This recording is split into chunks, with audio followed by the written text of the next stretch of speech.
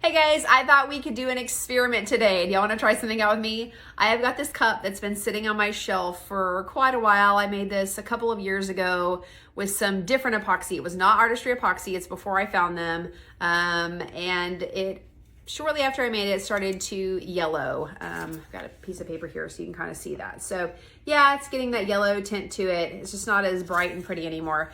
So I thought I'd try something today and sand this down and see if I can't get it to kind of brighten up, get some of those top coats that are starting to get that yellow tint. And then if that works, I'm going to coat it with Hyperspeed because Hyperspeed never yellows. It's not epoxy, so that top coat will never ever yellow. And so this is such a cute cup. It's a little can koozie. And so I thought, hey, let's try to salvage it. I don't know if it'll work, but we're gonna find out. So let's jump into it. I took this out and sanded it. I'm not going to lie, it was a pretty good amount of elbow grease. It's not perfect, but I do think it's better. So now I'm going to move on to the marker outlines and the vinyl, and we'll get this coated in Hyperspeed. I went in with my paint markers and outlined each section of the geode, and then I applied my vinyl, sealed all of that, and then we were ready for Hyperspeed. If you've never worked with Hyperspeed before, it dries to the touch in about 20 minutes, which is awesome, but it does have a shorter working time, obviously. So you want to make sure that you're working pretty quickly. You want to mix for about a minute to a minute and a half, just until it clears up, and then it's ready to go. I apply this just like I would regular epoxy or fast set, but you just want to get it on there pretty quickly and have all your supplies out and ready.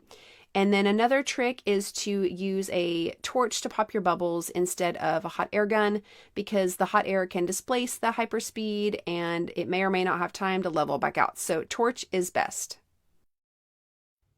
Okay, our experiment is finished and here is the final results.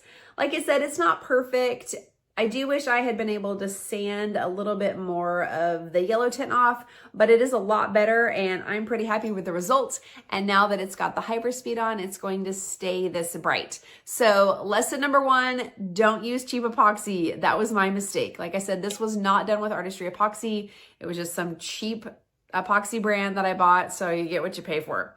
Artistry epoxy is a premium epoxy, and you can use their regular or their fast set. And if you know your cup is going to be out in the sun a lot, you can always add the UV plus to either one of those as well for extra protection.